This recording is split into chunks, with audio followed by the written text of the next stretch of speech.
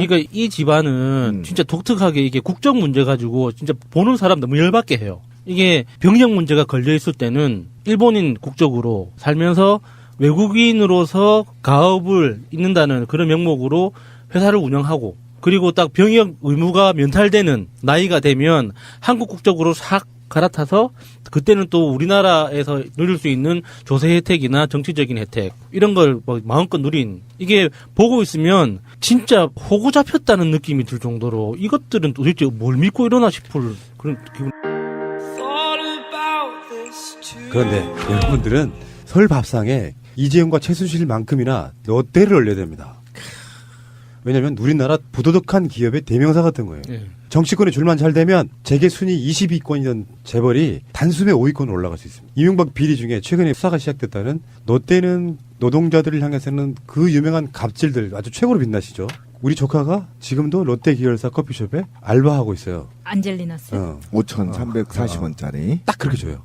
최저시급. 그런 기업이고, 그래서 롯데가 지금 창립 51주년 됐는데 신동빈이 법정 구속되면서 충격에 빠졌다 뭐 이런 얘기가 있고, 징역 2년 6개월에 지금 실형이 돼서, 물론 또 2심에서 집행유예가 나면 또 풀려나요. 그러다가 또 대법원에 가서 또 실형이 확정되면은 다시 또 들어가고 이런 방식일 거라고 생각이 드는데, 그런데 이재용이 워낙에 나쁜 놈이다 보니까 롯데의 신동빈은 뭔가 좀 대비 효과로 덜 나빠 보이는, 그리고 마치 이재용 대비 효과로 신동빈이 피해자처럼 보이는 이걸 어떻게 할 거야 이게.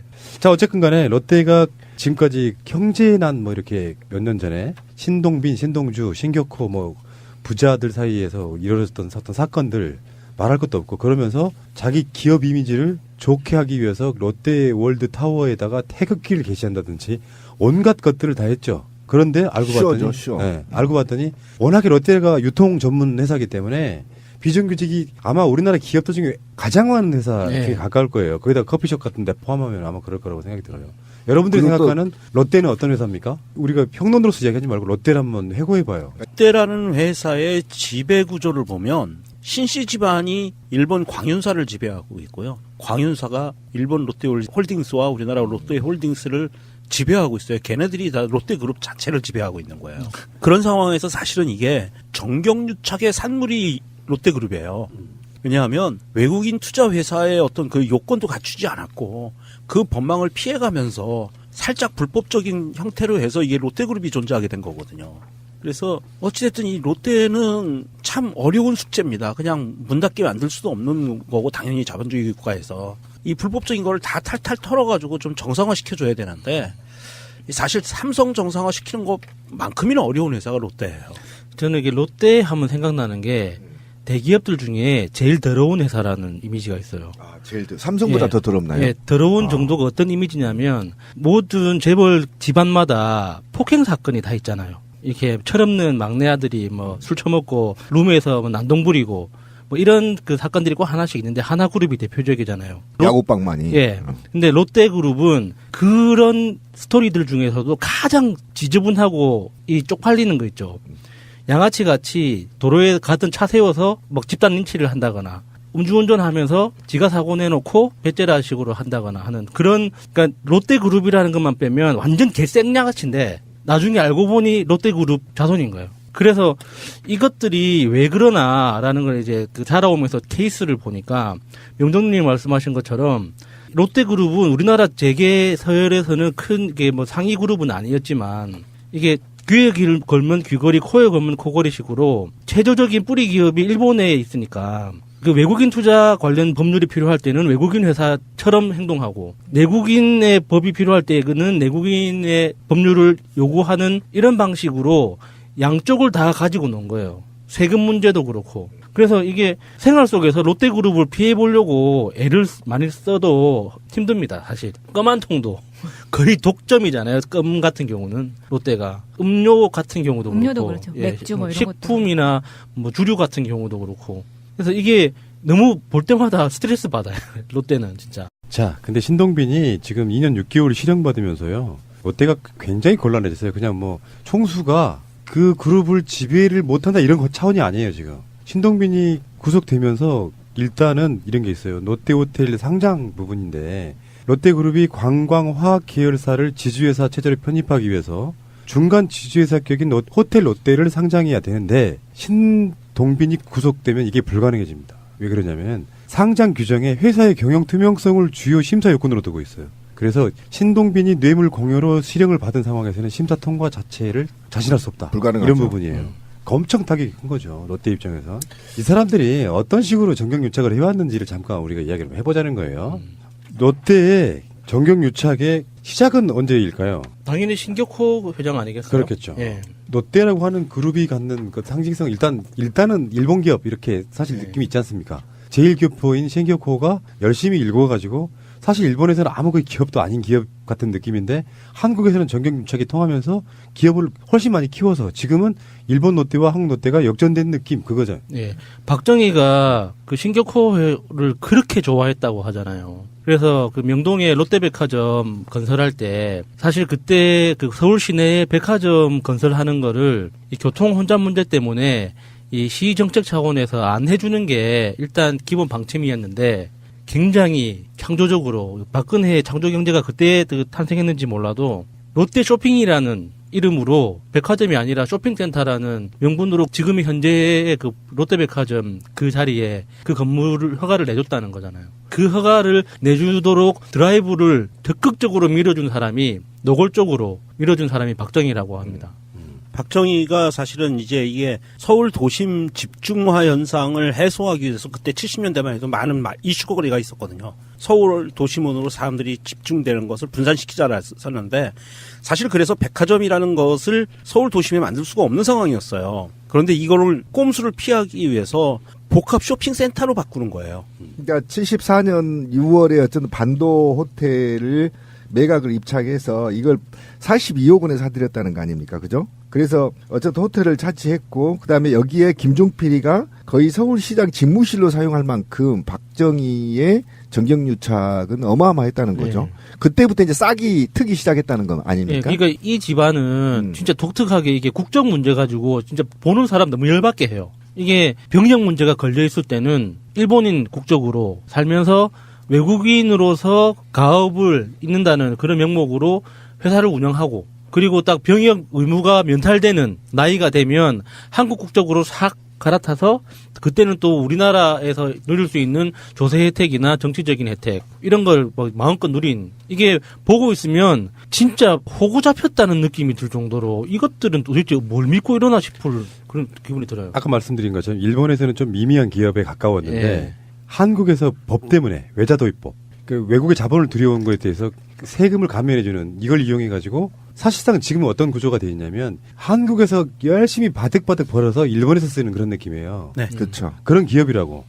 근데 그런 기업이 지금 그렇게 성장을 해오면서 아까 말한 것처럼 박정희가 죽기 전에 마지막 한 일이 롯데 관련한 허가 내주는 거였다고 하니까. 롯데 쇼핑센터 이 건설 허가에 관련된 업무가 맨 마지막이었고 사실 이 롯데의 지금 그 치매 때문에 좀 그 움직임이 불편하신 신격호가 1960년대에 굴욕적인 한일 수교 협정을 맺는데 신격호의 인맥을 동원해서 그걸 도와줬다고 그래요. 그렇기 때문에 박정희 정권 내에서는 이 신격호는 자기들한테 보면 어떻게 보면 굉장히 큰 은인과 비슷한 입장이었던 거예요. 그렇죠. 그래서 어쨌든 박정희가 친일 운동을 하면서 어쨌든 자기 스승과 선배들로부터 오더를 받았을 가능성도 굉장히 높습니다. 일본 기업을 성장시키기 위한 기업이 맞았고, 그다음에 아까 이제 우리 권 PD가 얘기한 대로 어쨌든 사실은 마지막 총 맞아 죽으면서 다 챙겨주지 못한 걸 전두환이가 챙겼다는 거 아닙니까?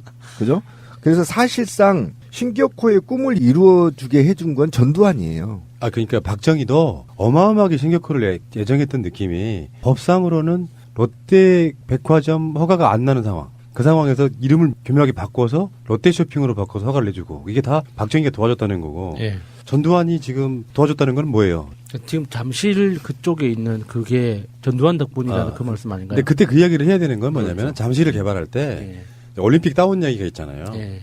올림픽을 유치하는 그 부분에서 일단 강남 쪽에 우리가 말하는 지금 현내 강남 3구 본진 그 외에 올림픽을 하게 되면서 이제 사실은 서울 땅도 아닌 땅 거기가 서울이 아니었어요. 잠실이 하남 뭐 이런 거기였다고 거기를 서울로 이렇게 늘리면서 잠실에 올림픽 주경기장이 세워지죠. 그리고 거기에 부수적인 것이 들어가면서 그때 개발을 할 때 거기만 달랑 오면 안 되잖아요. 그러니까 사실상 롯데월드 쪽에 있는 그 잠실 땅을 예. 사실상은 개발할 수 있게끔 도와준 거죠. 그러니까 롯데에 몰빵을 해준 거죠. 현실적으로 보면. 어쨌든 그 손정묵 교수가 확정한 것은 전두환 때 이제 국보위 때 이게 강남 개발이 진행이 됐거든요. 그런데 여기에서 사실은 지금 문제가 되고 있는 제2롯데월드 부지 있죠. 26,000평. 그때 전두환 정권 때 받은 거예요. 실제 이제 악의 뿌리가 여기서부터 시작되는 겁니다. 그러니까 그때는 사실은 전두환의 통치 자금이 거의 다 이 신격호에서 나왔을 가능성이 굉장히 높다고 보는 거죠. 그만큼 했었고 이게 왜 이렇게 전두환과 연결이 돼 있냐면 사실은 김종필 때 한일 수교 문제와 관련해서 마쿠 협상에 사실은 신격호가 깊게 관여돼 있다는 거 아닙니까? 그러니까 그런 관여된 상태에서 군사 쿠데타 이후에 군부 애들이 일본과의 교류를 누구를 통해서 할 수 있었느냐? 그 바로 신격호였거든요. 그러니까 신격호가 계속 12.12 사태 이후에서도 계속 권력의 실세로 사실은 작동을 계속 하고 있었고 거기서 뒤에 검은 돈들을 계속 대주고 있었고 통치 자금들을 대줬다는 거죠. 신격호가 11월 달에 그러니까 87항쟁이 일어난 11월 달에 전두환을 독대를 해요. 그렇죠. 대통령이 이제 임기 말이지. 그리고 나서 한 달 후에 정부가 그 롯데 부지를 다 브라이를 해준 거거든요. 근데 그때 한 달 전에 독대한 거 많이 번 스킬 아닙니까? 이재용이 박근혜를 독대하고 이런 거 있잖아요. 네. 그렇죠. 독대해서 50억을 준 거예요. 50억을. 맞아요. 그 당시에 87년도에 그 당시 50억이면은 지금으로 치면 어느 정도 최소한 되는 걸까요? 500억? 500억은 더 되죠. 넘겠죠. 현금으로 줬을 거 아니야. 총 중계 150억이에요. 그렇게 포함해가지고 총 중계 150억. 그러니까 전두환한테 준 게 뇌물이 그냥 그때는 정치 자금이라고 했는데 뇌물이죠. 그렇죠. 뇌물이 총 150억이 전두환한테 건너갔고요. 롯데로부터. 근데 신격호 한 사람이 줬다고 알려진 게 150인 그렇죠. 그렇죠. 지금까지 알려진 게 150억인데 문제는 이제 그렇게 돈을 받고 나서 제1롯데월드 부지 이런 땅들을 정부한테 불화를 받습니다. 그런데 그 불화받은 게 시세의 반값의 불화를 받아요. 그렇죠. 그 800 불화받은 금액이 얼마냐? 그러니까 자기가 이득 본 금액이 800억이 넘어요. 150억 주고 800억 그러니까 그렇죠. 남는 장사죠. 괜찮네요. 굉장히 나쁜 짓을 맡아 하던 기업이었던 거죠. 더 골 때리는 게 신격호 같은 사람들이 전두환 노태우만 챙겼겠어요. 야당 인사도 챙겼다고. 김영삼하고는 지역적 기반이 똑같잖아요. 그러니까 김영삼의 아들인 현철 씨의 장인 김웅세 씨를 롯데물산 사장으로 끌어들입니다. 이명박 때 이명박의 동기동창을 끌어들이는 거랑 똑같아요. 장경적을 뭐 끌어들이는 금융사 거랑. 뭐 찍어놓고 막 그런 것처럼. 근데 그 당시에 지금 말하면 제1롯데월드 있잖아요. 그때 100층이 넘는 고층 빌딩을 허가해달라고 하는데 안 들어줘요. 와, 이거 그럼 굉장히 일찍부터 그렇죠. 설계를 했었네요. 그럼요. 90년부터. 예, 90년대부터 90년부터 시작된 거예요. 그리고 성남 비행장 때문에라도 그때는 김영삼 때는 그게 안 됩니다. 그래서 김대중 정부 때 또 노력을 해요. 근데 또 퇴짜 맞았어요. 노무현 정부 때 노력을 해요. 또 퇴짜 맞았어요. 아니, 퇴짜 맞은 게 너무 당연한 거잖아요. 진짜 이게 아무것도 모르는 사람이 봐도 공군부대 옆에 100층짜리 빌딩이 올라간다는 게 말이 됩니까, 그게? 그게 뭐 공군부대로부터 뭐 거리가 50km, 뭐 80km 정도 떨어져 있다면 뭐 검토라도 한번 해볼 수 있을지 모르겠는데 바로 붙어 있어요. 활주로 끝하고 몇 킬로 차이도 안 난단 말이에요. 그런데 그런 위치에다가 100층이 넘는 고층 빌딩을 올린다는 것 자체가 상식적으로 말이 안 되는 그러니까 거죠. 또 간단히 말하면은 박정희, 전두환, 노태우, 김영삼, 김대중, 노무현 이 정권에서 안 내주는 거를 이명박에 해주는 거예요. 그러니까 이게 종로구 저 청와대 근처에 반경 몇 킬로 안에는 건축으로 치면 5층 이상 못 올리게 돼 있어요. 그렇죠. 그러니까 그 높이로는 보통 일반 건물의 3층 반 정도? 그래서 억지로 이렇게 천장 높이를 낮추면 5층까지 이렇게 끼워 맞출 수는 있는데 그 이상 건물을 못 올리게 돼 있거든요. 그 다 그 안보 문제, 보안 문제 때문에 그런 거란 말이에요. 근데 거기에 경복궁 옆에다가 100층짜리 빌딩을 올린다고 생각해 보세요. 그게 말이 돼요, 그게? 그러니까 그 제1롯데월드를 만들기 위해서 그렇게 노력했기 때문에 정권이 바뀔 때마다 가장 실세가 누구냐에 줄을 대가지고 계속 그렇게 했지만 다른 건 몰라도 국방 문제에 관련된 부분이라서 제1롯데월드는 허가가 안 났는데 이명박 때 있잖아요. 롯데가 그런 식으로 많이 하죠. 그러니까 호텔 롯데 자체가 워낙에 우리나라 중앙 핵심부에 있잖아요. 가장 가까운 호텔이야. 고급 호텔 중에서는. 네. 근데 거기다가 이명박 같은 애들이랑 이제 줄 바로 딱 대면은 후보님, 당선자님, 우리 스위트룸 쓰십시오 하고 아예 한 층을 비워주는 거예요. 31층 전체를 빌려줬다는 거죠. 그때 왜 그 서울시장인데. 박근혜 때도 롯데호텔 스위트룸이 박근혜 전용실이 있었냐 없었냐 거기서 누구를 만났냐 이런 그렇죠. 그 얘기로. 여기 롯데호텔 31층 스위트룸을 실제로 한번 봐야 되는데 그래야 이 분노가 이렇게 제대로 올라올 텐데 안타깝네요. 예, 롯데호텔 31층 스위트룸을 이명박이 대통령이 되기 전에 경선 시절부터 이게 캠프로 쓰게 내준 거예요.